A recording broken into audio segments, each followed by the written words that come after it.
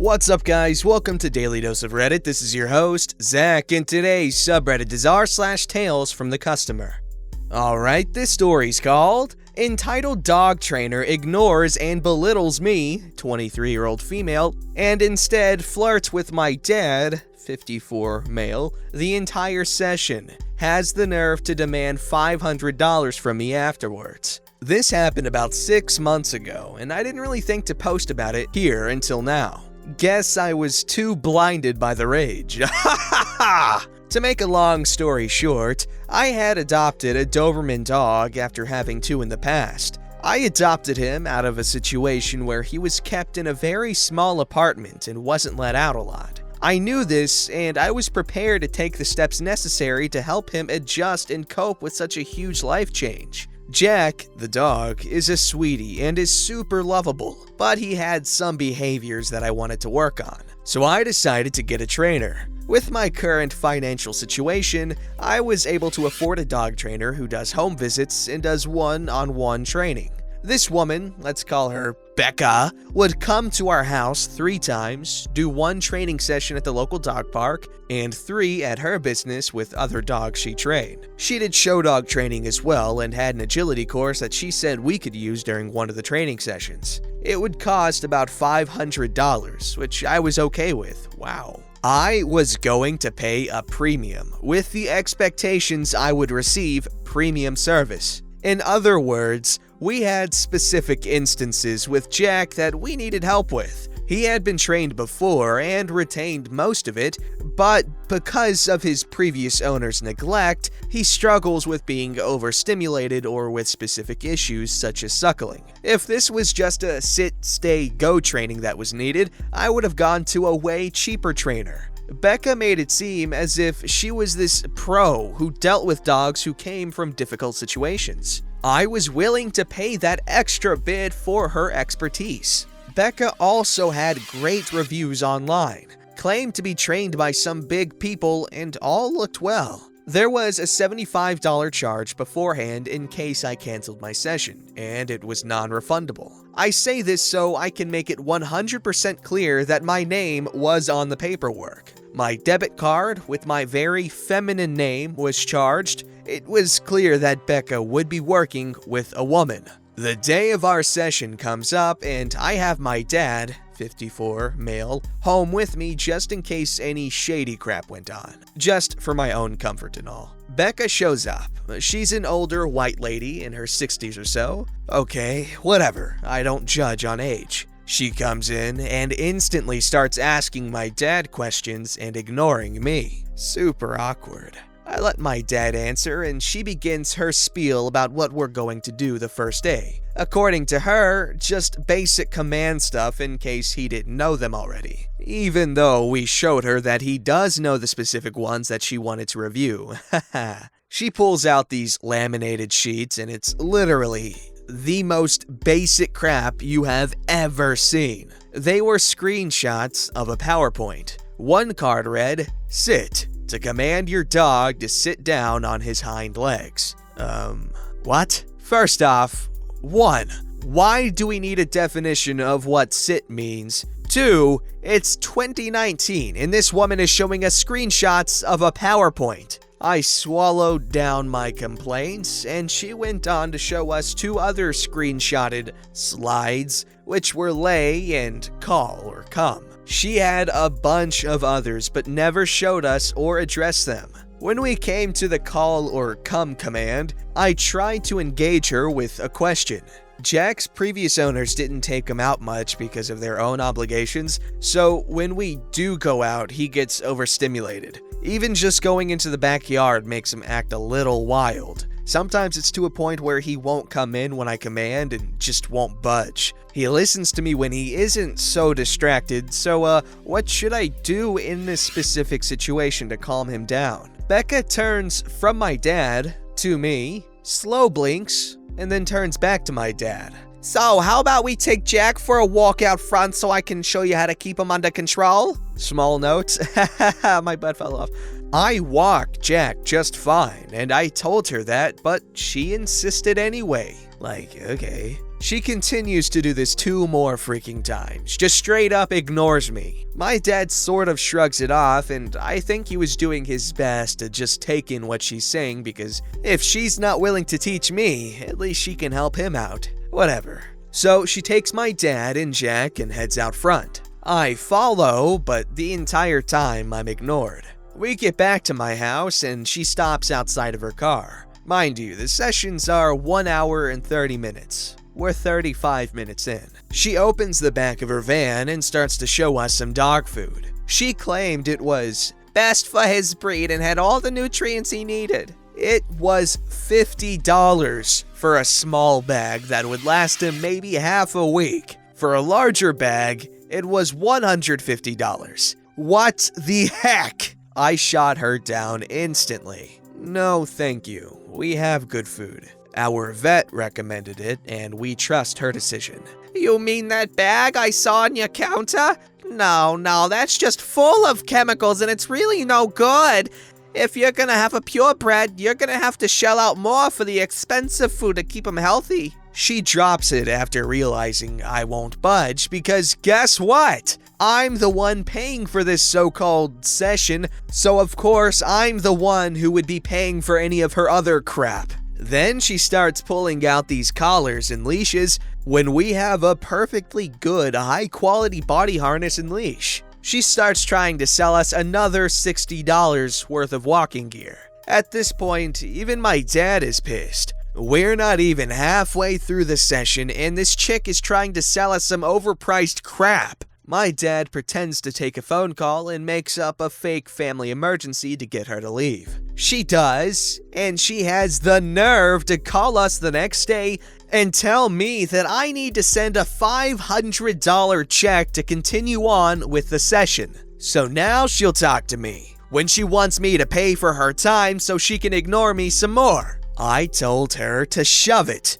We were willing to pay for a premium service, yet she comes in and ignores the paying customer and instead spends the majority of the session talking only to my dad and low-key flirting with him, in my opinion. It's 2019, old story, and her premium service includes screenshots of a PowerPoint? Sure, she's old as heck, but all her credentials assure that she gets her certificate renewed every 3 years. She seemed incredibly out of date and out of touch with her price range versus the little effort she was providing in these sessions. Stops halfway through to try and sell us crap and won't let up when we try to gently say no. Won't even engage or work with me, the owner of said dog, and the one who is paying and noted on the paperwork as such. She sputtered some crap how I need to pay at least $150 for the first session and how I would regret it if I didn't. I stood ground and told her it wouldn't happen, and if she wanted to go to court, I'd be willing to. After all, her premium dog training consisted of 3 screenshots and walking 4 houses down and back.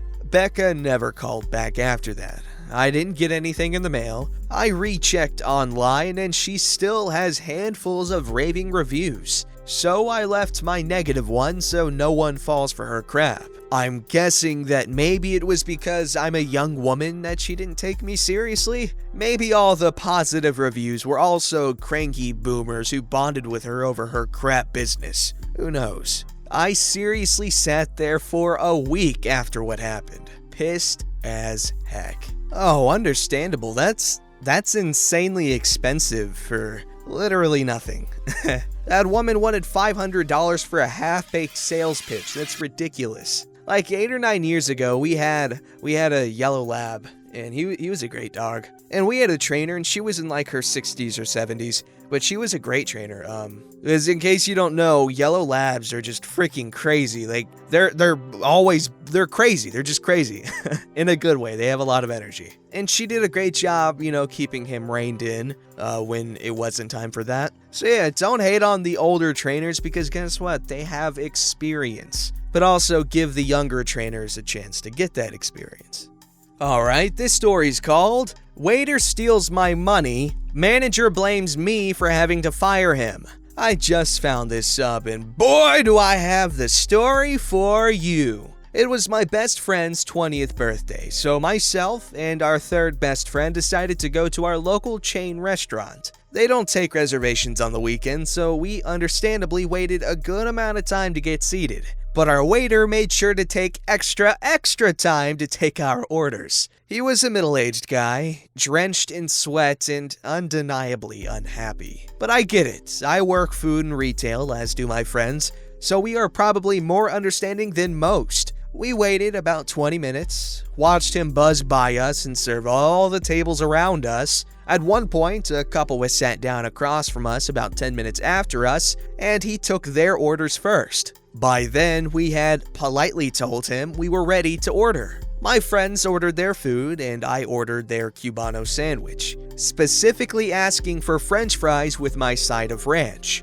He looked at me funny and said, "Cubano? Who orders it like that? Literally no one." I nervously laughed, mainly because I didn't know what the hell to say. So we took our orders and went. About 45 minutes go by. No food, which isn't a big deal. We're having a good time. And then our food comes. My friends get theirs, and I get my sandwich and no fries. He says they're taking extra time. No worries, man. I can wait. And I do. I wait 25 minutes. I decide to go to the bathroom, which had a ginormous line, and think, surely they'll be there when I get back. About 15 minutes go by. I head back to the table, and they aren't there. So I decide it's time and head over to talk to a manager. I really hate going there, but I really just wanted my fries. The manager greets me, and I explain the situation. His response to me is, "Oh, Chris? Yeah, he's been having a rough few nights. Doesn't surprise me." I had absolutely no freaking clue what to say to that. So we walk back to the table where my fries are not waiting for me yet. The manager says he's going to get them right away. As he stepped away, my friends tell me that the waiter actually stopped by our table without fries, demanding to know where I went. Here's a text of that happening between my friends and I. They felt super uncomfortable and told him the bathroom. He responded by laughing and saying, "That better be where she is." The manager returns with my fries, and we let him know the comments he made. He kind of shrugs and walks away. By now, my food is cold and the waiter comes back. My friends dashed to the bathroom as they saw him approaching, and I pretended to take a phone call to avoid him. Instead of taking the hint, he literally stood at the corner of our table and just side-eyed me the whole time. I didn't even know what to do, so I pretended to hang up, asked him for a check and a box after he wouldn't leave. My friends came back, as did he with the check. Two of them put their meals on a card, and I put $20 down towards the meal. When Chris came by to collect our bill, I told him personally, cash first, then card. And my friends also said, please do cash first, then the card. He repeated it back to us. Great. The bill was around $60. He came back, set down the checkbook, and walked off. My friend went to look at the bill and said, I think he charged the full amount on my card. She checked her bank account, and he charged the full amount on her card. At this point, my friends called Chris over, and we asked him about the $20. He responds with, what $20 bill? I swear to God, smoke came out of my ears. So I went to find the manager again. When I explained the situation, the manager seemed really unaffected, which surprised me. The only things he said to me was, well, that's his third strike. Thanks to you, he'll probably be out of a job tonight. The manager adjusted our bill to show my $20, and we left. Let me tell you, it felt like I was in a different universe. I already contacted corporate, and I got a $25 gift card, so, it totally made up for everything. Okay, that sounds incredibly frustrating. Now, I'm no stranger to long wait times. Like, anytime I go to a restaurant, it's always incredibly long of a wait. I should rephrase that. Anytime I go to a sit-down restaurant, Chick-fil-A, you always are good to me. But yeah, I'm glad the waiter there was fired, because that guy does not... he should not be in food service. He does not have what it takes. And that job is pretty mentally demanding, or at least emotionally. Alright, so this one's called I bought a potentially homeless man breakfast. The employees didn't know who I was buying it for and all talked bad about him. I was at my local gas station or coffee shop combo, pumping gas. A man who I assume was in his early 30s asked me for money for food. I apologized and let him know I don't carry cash. He said, "No problem, thank you." As he walked away, I offered to buy him something from the coffee shop. He agreed. He asked if it was okay that he got a breakfast sandwich, and I said, "Yeah, of course." I asked if he'd like a drink, and he said, "Are you sure that's not too much?" I assured him it wasn't. Then I went inside and bought him a sausage, egg, and cheese bagel, large coffee, and threw in an order of hash browns. While waiting for the order, 3 coffee shop employees were saying some not-so-nice things about him. Here are some of the quotes. "Is that loser still out there? I don't feel bad for him. Get a job like the rest of us. If no one will hire him, he probably has a horrible record. It's his own fault. Bet he has like 20 evictions on his name." I'm just standing there, awkwardly listening to them berate a man who can't stand up for himself because he's outside while I wait for his food. Afterwards, when I left and was thinking about it, I got mad at myself for not having the courage to stand up for him. This is personal for me. When I grew up, I was homeless on 2 different occasions, lived in 3 shelters, and when not homeless, I lived in some not-so-great areas and didn't have an easy life. Without generosity of many strangers who donated to programs and mentors and social workers, who knows how much worse my life may have been. I'm lucky that I caught a break. I found a good job and I've worked through a lot in therapy. Unfortunately, not everyone catches that break. Some people aren't equipped with the mental or other tools needed to break the cycle. I don't know this guy's story. He could have a drug problem, but has a wonderful family that will welcome him with open arms when he's ready to get clean. Or maybe he's a great person who's just down on their luck. Maybe he was abused sexually and or mentally as a child, and it's something that is still hindering him into adulthood. Or hey, maybe he's just a con artist and has more money than I do, and he dresses the part of a poor man and begs on the side of the road. All I know is, the $8 I spent today isn't going to put me out, and if that means I potentially got fooled, I'm okay with it. Because if that man was truly hungry, I'd feel a hell of a lot worse knowing I didn't help when I could have. I understand if people don't agree with giving money to beggars. That's okay. It's your money and those are your opinions. I don't think it's wrong. But what I do think is wrong is for 3 grown adults to make fun of a man they know nothing about and call him degrading names and say things about his character in front of numerous people when they know nothing about him.